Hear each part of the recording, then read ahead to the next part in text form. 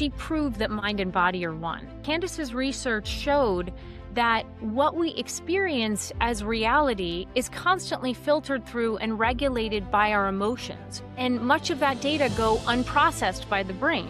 She was blamed for having cost her mentor the Nobel Prize. Honestly, if he had done the right thing initially, they probably would have all won the Nobel Prize. Candace was an incredible trailblazer, and she was robbed of this honor.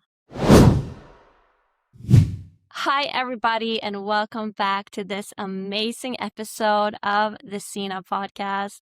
I am so excited because this episode features a true Renaissance woman. Pamela Ryckman is my guest today. She is an Emmy-award winning producer, a former New York Times journalist, a Reiki practitioner, a speaker, a writer, and most importantly for this episode, she is the author of the biography on Dr. Candace Pert. It's called, yes, there it is. It's called Candace Pert, Genius, Greed, and Madness in the World of Science. Candace Pert was an iconic woman that left an iconic legacy. And while she was very recognized, she did not receive the amount of recognition she deserved. But we're about to change that. Right, Pamela? Welcome. Absolutely. It's a concept I feel very passionately about. Yes, me too. So maybe you can just start by explaining to us your own mind-body journey and what eventually led you to discovering Candace and writing her biography. Absolutely. Well, it's interesting. They say that research is me search, right? And that we write the books we need, we find the stories we need, and we write the books we need. And so my venture into mind body came at a time where I really needed it. I was going through sort of a harder time in my life. I was getting divorced, and I had 3 little kids. And I wasn't sleeping. And I found that I was like, okay, I don't want to have to use Advil PM to sleep. I don't want pharmaceuticals. I knew enough to know that I was going through sort of a hard time, and I wanted to find more productive ways to deal with my own stress levels. And so a friend of mine at the time recommended that I see an acupuncturist. And I went to her acupuncturist, and it felt to me like a live wire moving through my body. I could really feel the energy moving. And she also had trained in Chinese medicine. Her name's Becca Kraus, by the way. She's a dear friend. She's an incredible acupuncturist here in New York, if anybody wants to know. She also had trained in Chinese medicine, and she's an energy worker. And I was so profoundly affected by what she did that I wanted to learn how and why it works. So I worked with Becca, and then I worked with a friend of Becca's from college who's also become a dear friend, Michael Dimitrovich, who was a Reiki practitioner and then taught me Reiki. And so I found these modalities, these sort of mind-body somatic therapies, incredibly effective for myself. And so I wanted to know how they worked. I knew that they worked, but I wanted to know why and how. And another friend recommended Candace's 1997 memoir, which was called Molecules of Emotion. Now, Candace was the former chief of brain biochemistry at the National Institute of Mental Health, which is part of the NIH. So she wasn't just sort of a woo-woo person. She started out sort of an atheist bench scientist and migrated towards spirituality over the course of her life. But it was truly Candace's seminal studies in the early 1980s that proved the mind-body connection. So, and I can go into all of that after, but that's my connection to it. I read Candace's book wanting to know how and why these what was called alternative modalities worked, and found that they were truly backed by science. And so and I found her story to be so compelling that I then put my producer hat on and I went to her widower and said, hold on a second, this story is like Hidden Figures meets A Beautiful Mind. I want to tell this woman's story. So that's how I got acquainted with Candace. It was because research is me search. It was my own need. Wonderful. And then starting off the deep dive into Candace and your book, maybe you could give us a bit of a primer on her and the context the world that she was operating in.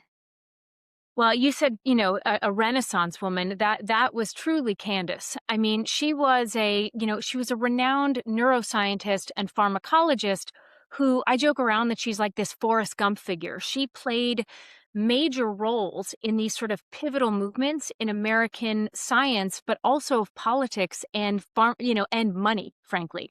So I like to say that she stood at the dawn of three revolutions. The first was the opioid crisis, and I'll go back and sort of explain how she played pivotal roles in each. But the first is the opioid crisis, the second is the AIDS crisis, and the third is really the mind body revolution, as we were talking about before. And her initial studies laid the foundation of what we now call integrative or functional medicine. But she was this absolute scientific prodigy. I mean, she was 30 years ahead of her time. She was preaching a holistic approach to medicine long before anybody was doing yoga, or Westerners were doing yoga, long before anybody was talking about wellness. Candace really she launched a paradigm shift in medicine, but like I say, not without a fight. Mm. Yeah, so let's get into this fight because she basically overturned, like you said, a whole paradigm. She did. The mind body connection. Tell us about Descartes and how she Oh, yeah, yeah, she for sure. was. Mm. So, I mean, taking us back to the 1980s, at that point, now we think of it as obvious that stress can cause disease. But in the early 1980s, no one was thinking that, and no one was thinking that our mental and emotional states could influence our physiology. So, what Candace's seminal studies demonstrated was that rather than being a control center of our body, which is what everybody thought, that the brain works together with our endocrine system and our immune system and our gastrointestinal system, our central nervous system, to generate our thoughts and emotions. And what does that mean? It means to actually shape our entire reality. So what she was saying was that, Eastern notions of prana or chi are actually correct. If this is the case, that our brain is constantly in conversation with our other systems, what does that mean? It means that the mind, our brain, our mind or consciousness is distinct from the brain. Our mind or consciousness does not exist over here, but the mind is actually mobile. It's distributed, what she called it, sort of along this vast multi-directional highway of neuropeptides. These are these chemicals that are diffused throughout our organism, throughout our entire bodies on the molecular level.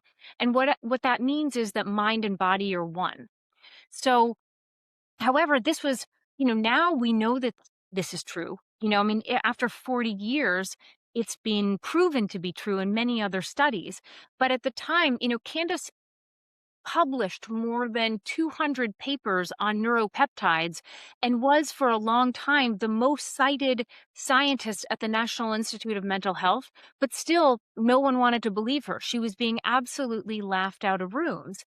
And this goes back, to your question, why was that the case? I mean, part of this is, just the regular scientific process. They say that science proceeds one funeral at a time, that essentially science is, I mean, it's true. Like people who have spent their whole lives defending a worldview are going to cling white knuckled to that worldview, right? And they sort of believe with their whole hearts that that is true, even in the face of conflicting evidence. So, what often happens, one funeral at a time, that the people who sort of publish the whole other generation of papers, they have to die off before a new paradigm can be widely, established or accepted. And that's exactly what happened here. What I will say is, like, in asserting the mind body link, Candace wasn't just pushing the bounds of her field. She was refuting the entire reigning paradigm that had defined Western medicine since the 1600s. And this was a wild story. I didn't know this story until I learned it through this process.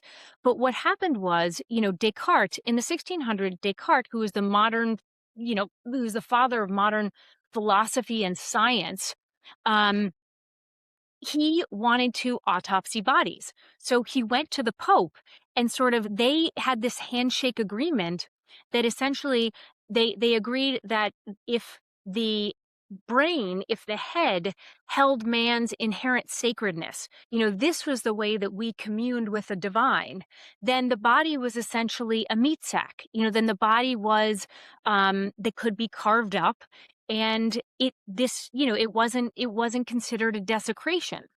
So that is the governing paradigm that had defined all of Western medicine for 400 years. So as a result, in suggesting that the body had an innate intelligence, that our consciousness actually resided, at least in part, in our bodies, Candace was contesting the basis of Western medicine. This is the foundation of modern scientific thought. And not only was it the foundation of the way we thought about the body, and the way we treated the body as physicians, or psychiatrists and psychologists treated only the brain without considering the body, and doctors, other types of doctors, treated the body without thinking about the brain. And what she was positing was that if this is true, if our mind is and our consciousness runs throughout our entire organism, that we have to take a more holistic approach, that we actually have to treat the mind and the body together. But none of our nation's institutions, not the NIH or any other governing body, had ever thought of medicine that way. So Yeah, so she again, caused a bit of a stir. yeah, she was an She absolute. even worked for the NIH, right? So Yeah, and so yeah. there was a lot of pushback within that institution, because essentially the NIH had been established according to this Cartesian view. Like, there was this rigid hierarchy and a people had to apply for grants, and there's a silo-based funding structure. And so there wasn't a lot of collaboration or information sharing between different disciplines. So if you're a virologist, for instance, you're thinking about how to eradicate disease. You just want to get rid of it. You're not thinking about how it got there in the first place. You're not thinking, oh, this person experienced childhood trauma that has left, his or her body in a state of fight or flight. And that has actually created a breeding ground for cancer, for instance. Nobody was thinking that way at the time. And so when Candace started telling them to, she was stepping on a lot of toes. She was not well received, because she was also a tough woman. So Yes. So that makes me want to ask you to tell the story about how she actually made her biggest discovery by kind of breaking a little rule. oh my goodness. Okay, wait. The opiate receptor? Yeah. Oh, this is a great story. I mean, again, Candace was an iconoclast. She was truly, this was also, I fell in love with, this story it took a dark turn in many ways, but I will just say again and again that I really did start out as a fangirl. Candace was a wild woman, and she broke a lot of rules. And to make her great discoveries, one might say that she had to. So she was going back to the early 1970s, and actually, let me pull back the lens a little bit to sort of set the stage to underscore how hard it was to do what she was doing at the time.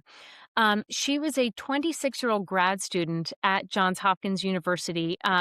She was studying pharmacology. And at the time, so no one was really interested in drug research. They called it the opioid club. It was literally a very small group of scientists who were interested in how drugs impact the body and how they interact with the body. And so, but what changed that was actually the US government's intervention in this. At the time, Richard Nixon was president, and 25% of soldiers fighting in Vietnam were addicted to a form of heroin that was 95% pure, versus street heroin here was about 5% pure. And our soldiers' addiction was being blamed for atrocities being committed all over the place, like the My Lai massacre and things like that. And at the same time, there was an explosion of drug addiction white communities. White teenagers were dying in the streets. People of color, our government wasn't going to get involved, but suddenly it was like, like there was white teenagers dying, and our government, Richard Nixon, suddenly said, okay, we have a heroin epidemic. And so he was the first president to throw millions of dollars at scientific research, in part because he knew that if he could help eradicate heroin addiction at home in the US, then he would claim a win at home, and well, obviously his plans in Vietnam, he wanted to, continue bombing in Vietnam. And he thought that this would be a shiny distraction at home so that he could pursue his foreign agenda. So suddenly he pours millions of dollars into scientific grants. And suddenly what was a not very sexy or not very interesting field suddenly became very exciting, because scientists follow the money, like people do everywhere, right?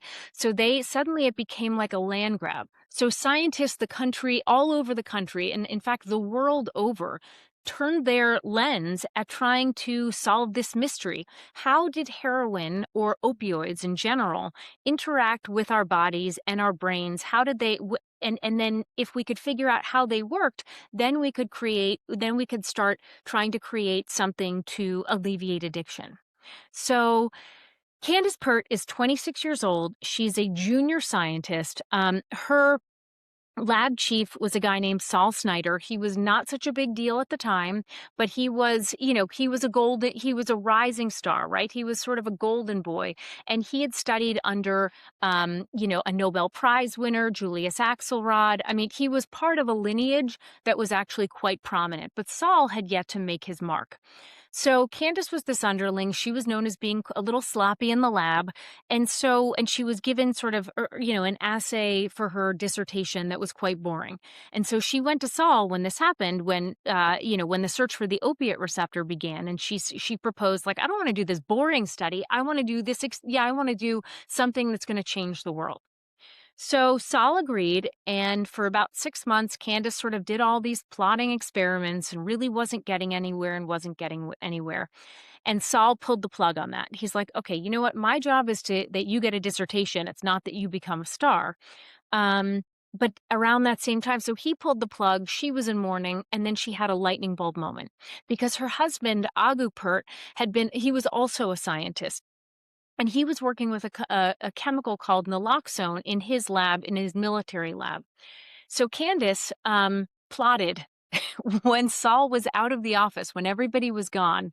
She actually she took some naloxone from Agu. She illegally procured, no one's clear actually how she did this. She probably forged Saul's signature, illegally procured the radioactive material that she needed to do her assay.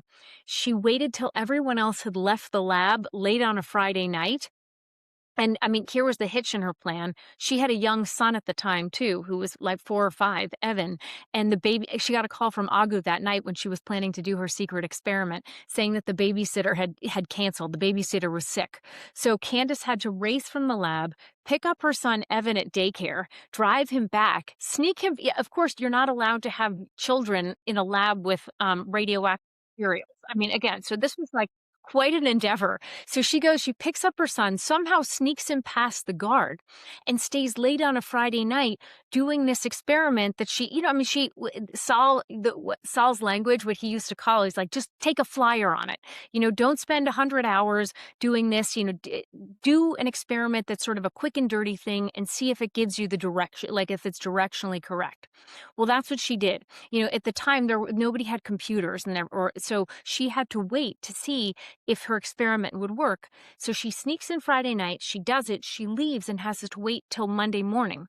So she comes back in super early Monday morning, and lo and behold, eureka, she's discovered the mechanism by which opioids work in the brain. And the way, I mean, in sort of the non-scientific sort of layman's way to explain this, a receptor is something that floats on the top of cells and it kind of vibrates like this.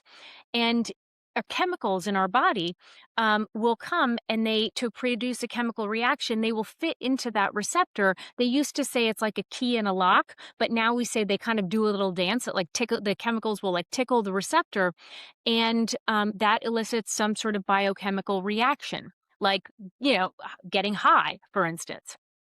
And so that's what Candace did. She figured out how opioids work in the brain. And after that, within 3 years, and I didn't know this, hadn't realized that endorphins means endogenous morphine, like it's our body's internal morphine.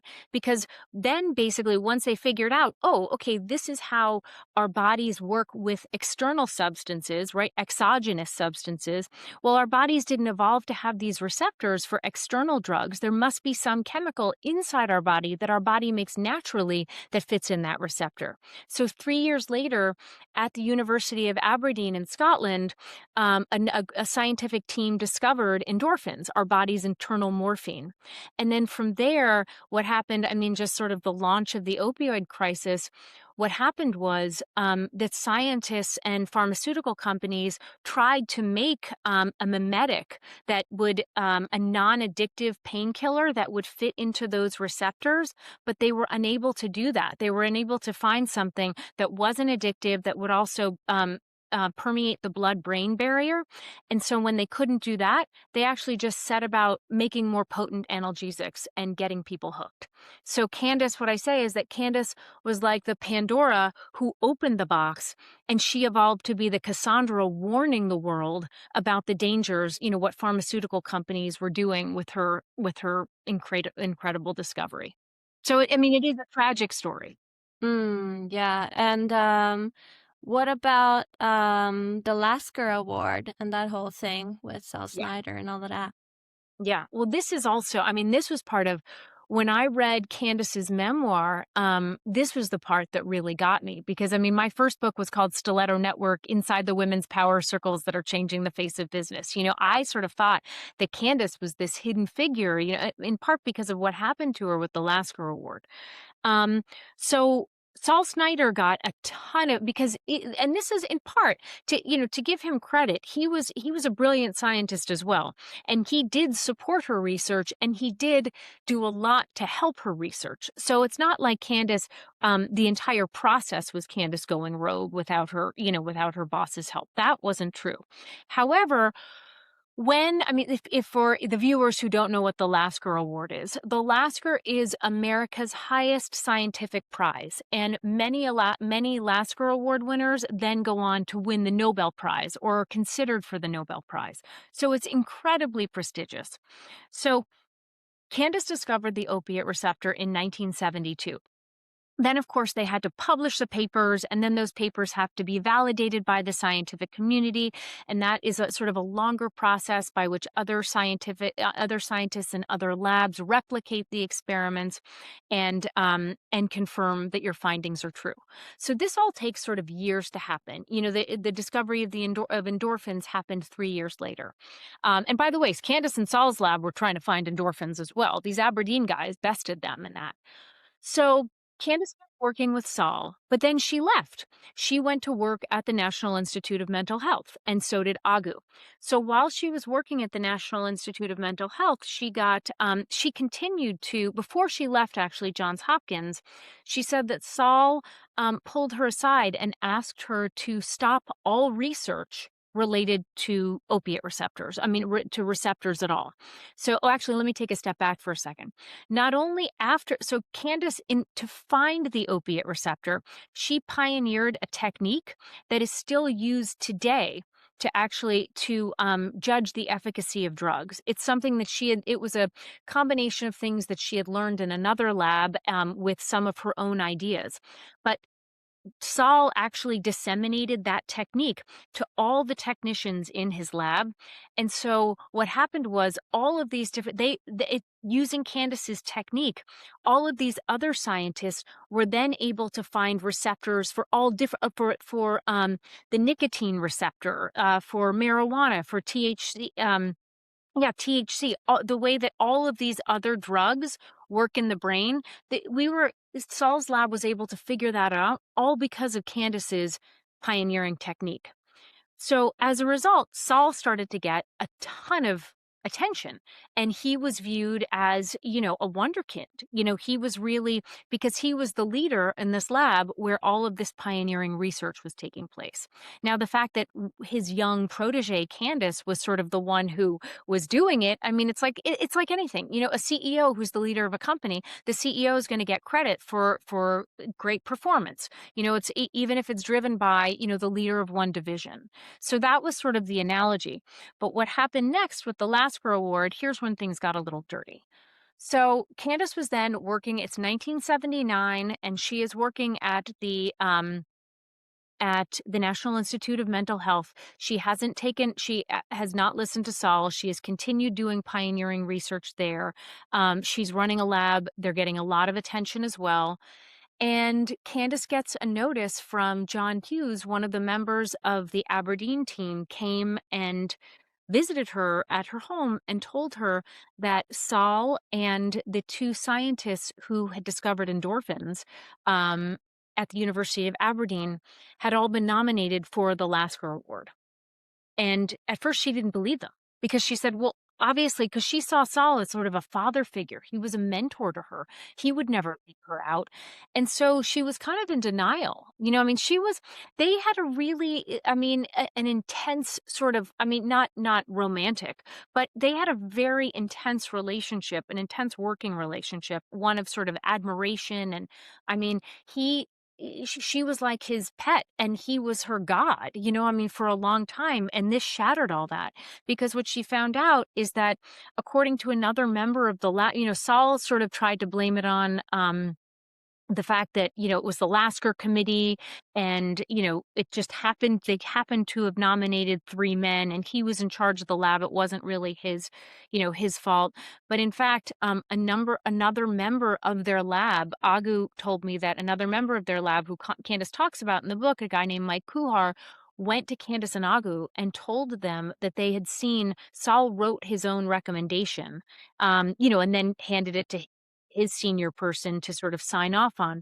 But Saul had apparently, according to Mike and according to Candace and Agu, done this very intentionally. He left her out. Now, why would he leave her out? Because they were all positioning themselves to win the Nobel Prize, and only three people who have made any one one sort of discovery or group of discoveries can win the Nobel Prize. And she was the youngest member, and she was a woman, and so they thought that they could cut her out, and she would not, and she would just, put up and shut up. And in fact, she made quite a stink. She was a rabble rouser, so she did. He did not go quietly. She did what nobody expected, which was, she ended up really protesting. And she went to journalists, many of whom were women, and she went to scientific journals, and she created, and a lot of, particularly female journalists took up her cause and said, hold on a second. Her name was in the same position as John Hughes on all these different papers, that there was really no justification for her to have been cut out of this. And, but it still earned her she became like what she called the Scarlet Woman of neuroscience, because she did what scientists are not supposed to do, which was to expose the seedy underbelly of the sort of American academic research institutions, that, that it's actually, there's a lot of ego and a lot of fighting for credit. And she sort of, it's not all about vaunted reason. There's a lot of sort of emotional wheeling and dealing that goes on. And she sort of she let out all the dirty laundry. And so she really did. She faced a lot of blowback in her career because she stood up to her mentor, rightly so. But it affected her relationship with other scientists and with the institutions with whom where she worked. It really cast a shadow over her whole life, unfortunately. But did they end up also winning the Nobel Prize, or how did that turn out? No. And no, he won the Lasker, and I mean, it's sort of horrifying. Saul invited her to the ceremony. He's like, "Oh, why don't you come watch me win an award for your work?" Yeah. I mean, it was like, no, but it caused such a stink and such a stir that the Nobel Committee didn't want anything to do with them. The Nobel, and so she was blamed for having cost her mentor the Nobel Prize. Whereas Mm. honestly, if he had done the right thing initially, they probably would have all won the Nobel Prize, you know? Yeah. Yeah. So, yeah, it's very sad. I mean, she was, Candace was an incredible trailblazer, and she was robbed of this honor that she was due. Are you listening, Nobel Committee? You talked a little bit, or you mentioned the AIDS crisis. So let's go back to that and tell us about that and Candace's role Yeah. in that. This is another doozy. I mean, like, again, Candace was, she was a lightning rod for trouble. Candace, so like when I see she's like a Forrest Gump figure, it's like, oh, here's like a worldwide crisis, and then suddenly there's Candace Pert right in the middle of she's really so interestingly, this is so around 1985. So again, she's gotten through the drama of the Lasker, like that, the Lasker scandal, as it was called, the Lasker flap, and she's thriving at the National Institute of Mental Health. She's doing pioneering studies, and she gets a call from one of her colleagues at the National Cancer Institute because at that point, I mean, the CDC, for 5 years they had been studying AIDS. They had been watching it sort of balloon, but because there was sort of a reigning prejudice and it was considered a gay man's disease, no one really cared. I mean, and again, this is another tragedy of our nation. People, there's a certain cohort that absolutely loves Ronald Reagan, and no matter what he did right, he really he failed on AIDS, and so what happened was, so people were like, for a long time, I mean, AIDS was just allowed to, Ronald Reagan said that this was his number one health priority, priority for health. And yet, he was not directing any resources or any, financial or scientific to actually solving this problem. And so really AIDS went, unattended for many, many years. And until suddenly he was sort of forced. I mean, because largely what happened was that it started affecting straight people. And they realized that women could give it to children, in utero. And so when that started happening, and in blood transfusions. So once doctors and scientists figured that out, that it wasn't just a gay man's disease, that it actually could be transmitted to heterosexuals, then suddenly, lo and behold, our government became interested. So again, this was sort of it went from just like the opiate crisis, like nobody cared about drug abuse until the government started pouring money into it. And that's what happened. The minute that Ronald Reagan directed resources toward it, then suddenly people at the NIH became interested because that might grant money. So what happened was Candace got a call. So finally, by 1985, there are some scientists looking into this disease, this incredibly complex disease called AIDS that had symptoms of all types of autoimmune different autoimmune disorders, diseases that only affected cats at that time. They were trying to figure out, could it be carried by cats? I mean, really nobody knew how AIDS was transmitted. um, and Candace gets a call from a guy at the National Cancer Institute because they realize that AIDS victims are showing some signs of dementia. That they are losing their cognitive function. And so what Candace thought was, using the same sort of idea of receptors that she had, that she had, that same pioneering technique that she had developed in Saul's lab, she thought, I wonder if AIDS is invading the brain, then the disease must be fitting into a receptor to cause this type of biochemical reactions, this autoimmune disease. So what in her thinking was, okay, if we can actually create a mimetic for the disease, something that looks and feels like the disease and can actually fit into that same receptor, we can head it off at the pass. We can block the disease, and then eventually the disease it'll still be in the body, but it'll have nowhere else to go. And just through regular cellular turnover, eventually the body will naturally do away with the disease. Well, that became peptide T. So Candace So interestingly, I don't know if you've ever seen Dallas Buyers Club, the famous movie with Matthew McConaughey, but Matthew McConaughey plays a character named Ron Woodruff, and it's all about these sort of underground, what were called buyers clubs, these groups of AIDS sufferers who, because our federal government was very slow, because they to sort of put any money into it. They weren't doing anything to sort of enhance any sort of innovation in treatment of AIDS. So many people all around the country, many AIDS sufferers all around the country, created what these called buyers clubs. They started doing their own research and often flying illegally to other countries that had much more innovative approaches to treating AIDS, both the disease itself and symptoms. And they would illegally bring those drugs back, that were legal in other countries but hadn't been approved here. So they would bring those drugs back and they would distribute them on the underground, on the AIDS underground in these buyers clubs. And many times, when if an AIDS patient would die, their families would also bring their remaining medications to the buyers clubs for them to distribute to other AIDS sufferers to help prolong the lives of others. And again, this is all quite complex because again, it's science, but it's also politics and it's money. So what was going on at the time is that not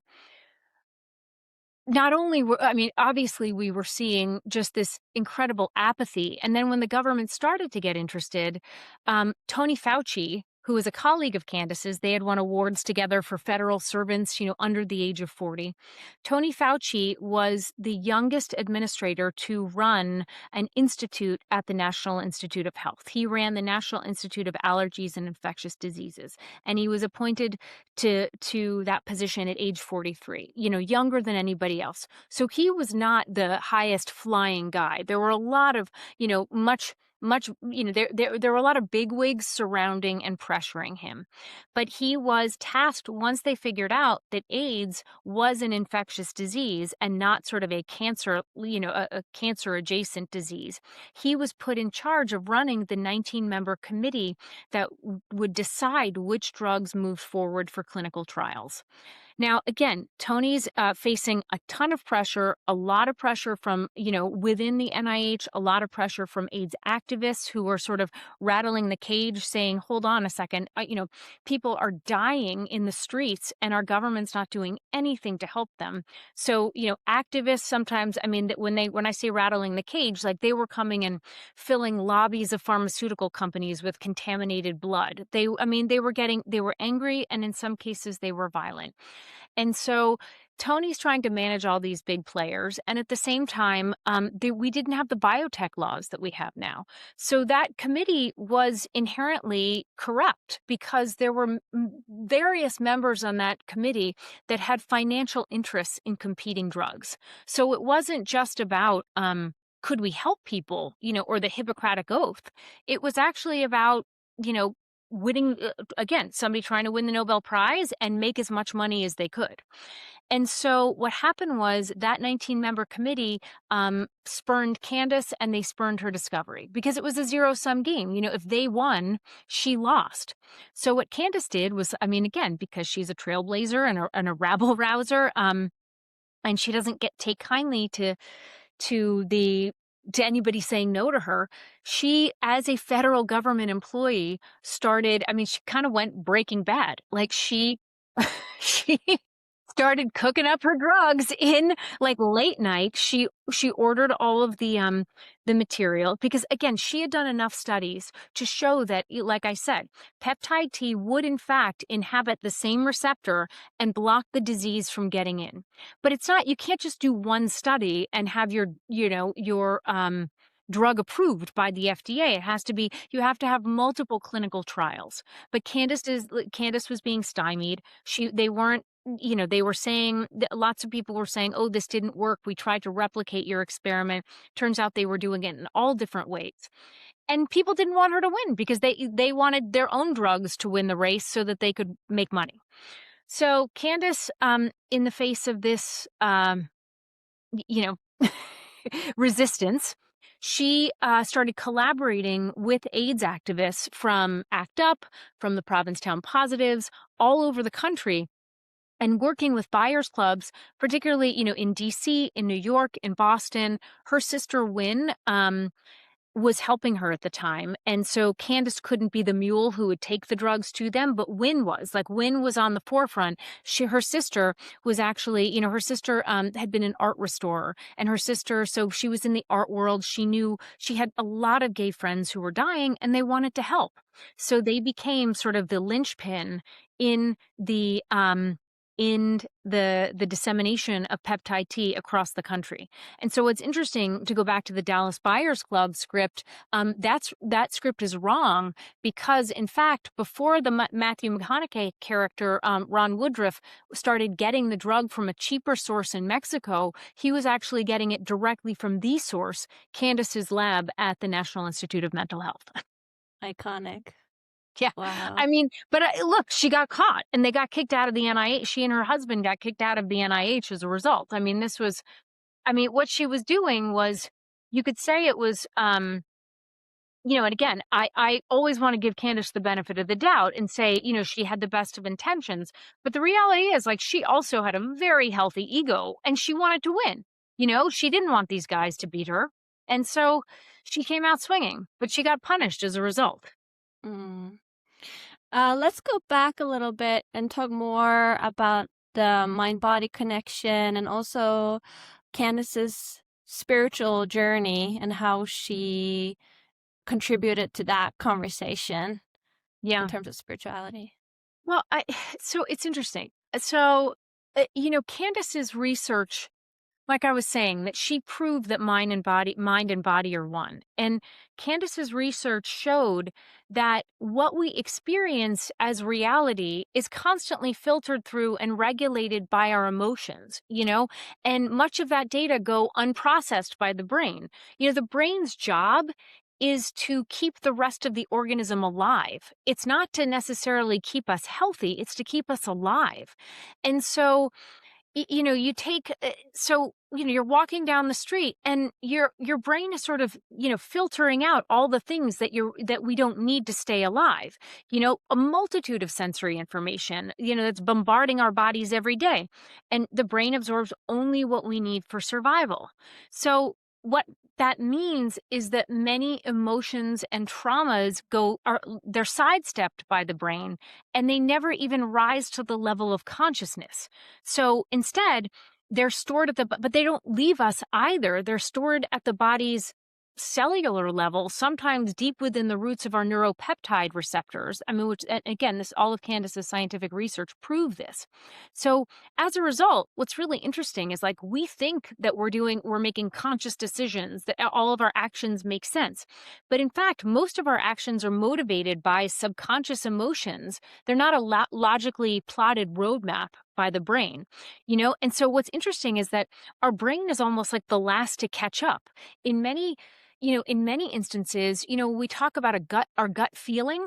That's actually our body telling us what we believe. And our brain sometimes makes sense of that information, but the information is actually being generated. The feeling that we have about a certain situation or a person or something we read or see, it's actually being generated in the body. And then the brain is sort of putting some words around it, right? And so when you take that into sort of clinical work, right? And what are the implications for us as a society? What does that mean? Well, it's like, let's take a child who has, or a veteran who has seen his friend blow up next to him, or a child who suffered some sort of, like, emotional or sexual abuse. That kid is going to lack the terms or the context to even understand, or, like, they can't grasp these offenses. So what happens in these situations is that the child's brain blocks or represses these memories that are too painful to process, because, again, the brain's just trying to keep you alive. It's not trying to keep you healthy. So as an adult, that child will continue to have symptoms of depression or anxiety, stress, insecurity, anger, but never understand, like, won't even remember the core trauma. And so at the time, Candace knew that there were all these studies citing, like, they were linking clinical depression to early childhood trauma and stress, but they didn't understand how or why. So Candace showed the how or why. But what she said was, unless we clear ourselves of that stored trauma, we're acting on autopilot. With these stressed out central nervous systems, we're all in fight or flight. We don't even know why. This is our body's unconscious response to threats, even in the absence of clear and present danger. And so what Candace was saying is, like, we have to actually get in touch with the core trauma, clear the core trauma to really help our bodies, our central nervous systems, sort of deactivate and calm down. But Candace observed that psychiatrists, like I was saying before, psychiatrists and psychologists treat the brain with no thought about how it affects the body. And likewise, physicians treat the body with no effect on how whatever these, medications they're prescribing are going to impact our thoughts and emotions.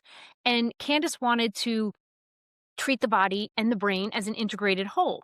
But even, again, this is the sort of Pandora Cassandra um, architect that I'm talking about. She was on the forefront in Saul Snyder's lab, coming up with, like, at the forefront of psychopharmacology. She was discovering SSRIs, all of these different drugs that psychiatrists now use to treat depression and anxiety. She was figuring out, like, she was making them. And then she realized 20 years on, 10 years on, that suddenly what pharmaceutical companies and our doctors had done is become kind of trigger happy when it comes to prescription drugs. It was like, hey, take a pill, fix your life, like whatever the quick fix is. But the fact is, like, if that's putting a Band-Aid on the symptoms, that's not actually healing the core trauma. These psychiatric medications, like, they can mask the symptoms, but it leaves the underlying causes untreated. So what Candace basically said, like, if body and mind are one, cooperating in this sort of fluid intelligence, then we have to treat the whole organism. And in that case, she was sort of saying, okay, well, when it comes to drugs, less is best. But by the way, that doesn't make anybody rich. And it certainly doesn't, line the pockets of pharmaceutical companies. Who made out on for pharmaceutical companies? It was, remember who made out on all these sort of psychiatric drugs? Pharmaceutical companies. And, like, we're now looking at a world, and granted, I am not an anti-vaxxer. I love the scientific process. I believe that these drugs are necessary for people who really need them. But it's very interesting that we have not done anything to sort of figure out how to wean people. Many people will just sort of they'll go from psychiatrist to psychiatrist. They'll say, oh, somebody prescribed you this drug. Okay, well, then we'll give you this drug and then maybe some other drug on top of it to treat, the symptoms of that drug. And so what you have is a society where lots of, like, so many of our citizens are hooked on these drugs. Like 1 in 10 Americans now takes antidepressants. 500,000 children every year are prescribed antipsychotics. And the book, obviously the body keeps the score, which is very well known. Bessel van der Kolk, I mean, he doesn't credit Candace, but all of that entire book is based on Candace's work, and he, one of the things he said is that this drug revolution that was supposed to, change the world may have done as much harm as good. So, again, Candace was the Pandora. She opened the box. She showed us how, drugs could work in the brain. And then suddenly there are a lot of people who have made money off of that, and not to the well-being of our citizens. Yeah, and I remember in another interview you said that she herself was also bipolar. So it was kind of a lived experience for her as well, that drugs can be good, but not all the time. Yeah, so here's where Candace's story, it's full of so many ironies, because she was a scientist explaining how our thoughts and emotions worked. She was figuring out the root of emotions, and yet she was entirely incapable of regulating her own. At the same time, when she was developing drugs to treat bipolar disorder, she was actually starting to come down. She was starting to suffer the first symptoms of bipolar disorder. Or actually not the first. She, again, scientists and doctors didn't necessarily have names for all of these disorders back then. And so Candace, her first breakdown happened her freshman year of college. And she refers to it in her own memoir, but doesn't call it a breakdown. She sort of, back in the day, they used to call it a nervous breakdown, right? Just like they called PTSD shell shock, right? Um, and so Candace had to be pulled from school. She came home to her parents. I mean, she was suffering a manic episode, right? And so, um, but no one knew what it meant. Nobody knew what it was. And so she was prescribed a whole bunch of medications and then got better, weaned herself off those medications. She spent a couple years. So she was at one college, and then she ended up at Hofstra, where she met her first husband, Agu, um, and then got into he became a teaching associate at Bryn Mawr. She got into Bryn Mawr. She was perfectly, she functioned perfectly well for quite some time. She would go sort of 7 to 8 years without suffering a serious psychological breakdown.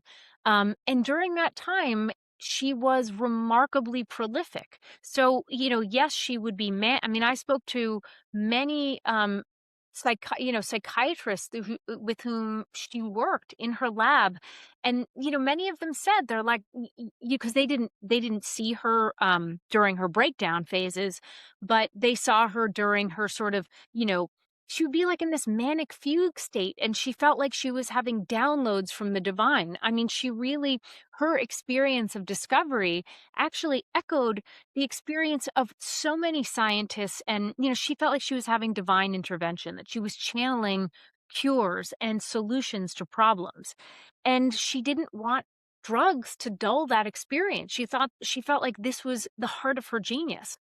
And so the really tragic part of this is that, in some ways, and then when she would have breakdowns, which she did, by the way, after the Lasker Award, her first husband, Agu, talked all about this, how she was crawling on the floor and calling him the devil. And, I mean, she had to be hospitalized for weeks. And she had a full psychotic break. And I think what caused it was Saul was sort of a father figure and a mentor, and she felt such a deep sense of betrayal that she just lost it, and it was really hard for her family, and it was really hard on her as well.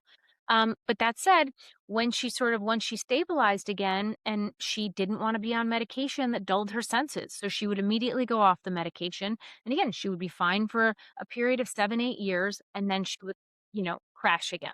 And this became this sort of pattern over the course of her life. But she definitely, it may have been the source of her genius, but it was also the source of her undoing, very sadly. Mm. Yeah. Jaw dropping. I can feel everyone listening Oh, just having their it's like, jaws on the floor. Definitely get the book, everyone. I mean, Um, again, I loved Candace, and I feel I'm very close with her family. She had 3 children with Agu, her sister, her cousin. But, I mean, everybody, Candace, what I say is, like, she inspired people. People loved her, but she pissed people off in equal measure. You know, she was a handful. Love it. So you also have the movie rights, I know, Yes. to her So story. yes. So I mean, that was always the intention. So in part, what happened was, the process was, initially I intended to make a film based on her book, Molecules of Emotion. And so I went to her widower, because she wrote Molecules of Emotion. It was published in 1997. She died in 2013. So, and I said, okay, as I was conceiving of it at the time, I was like, oh, this is Hidden Figures meets A Beautiful Mind. Like, okay, in Hidden Figures, they, send a man to the moon, right? Like, how does Candace's story end? What happened between those years of 97 and 2013?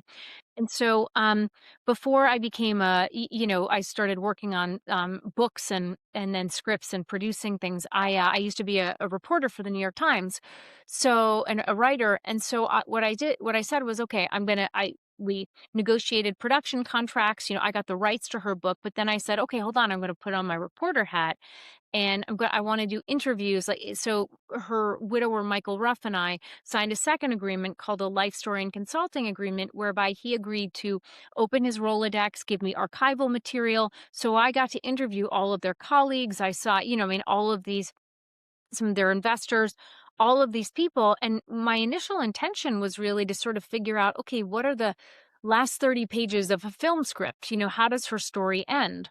But what ended up happening was I started finding a whole lot of discrepancies. And what I realized is that, all memoirists, people who are writing their own stories want to position their stories in the most, and their experiences in the most flattering light.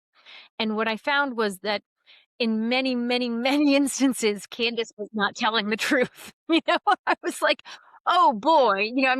One example also, she didn't want to get in trouble. She didn't want to go public with what they had done at the NIH. She wasn't going to be like, raise her hand and say, oh, wow, what I did was illegal, and we got kicked out of the NIH. She was trying to tell her story in the most flattering light because she was still, at that point, she and Michael had left the NIH. They'd gotten kicked out in his terms. And because they were found to have been distributing these drugs on the underground, and they knew that Candace would have gone to the press too. They sort of wanted. They were like, okay, we can do this the nice way or the not nice way, but like you got to go.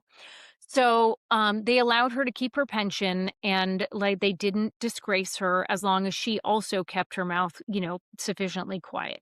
And so, but suddenly I was talking to all these AIDS activists. I was talking to people, who had dealt with her on the underground. I was talking to investors in her company, and I started to find a lot of like a very loose threads.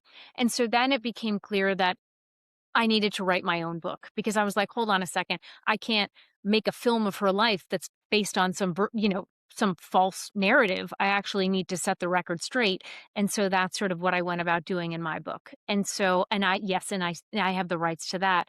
And now the intention is definitely to make a film or series. I just Mm-hmm. needed a little bit of a break.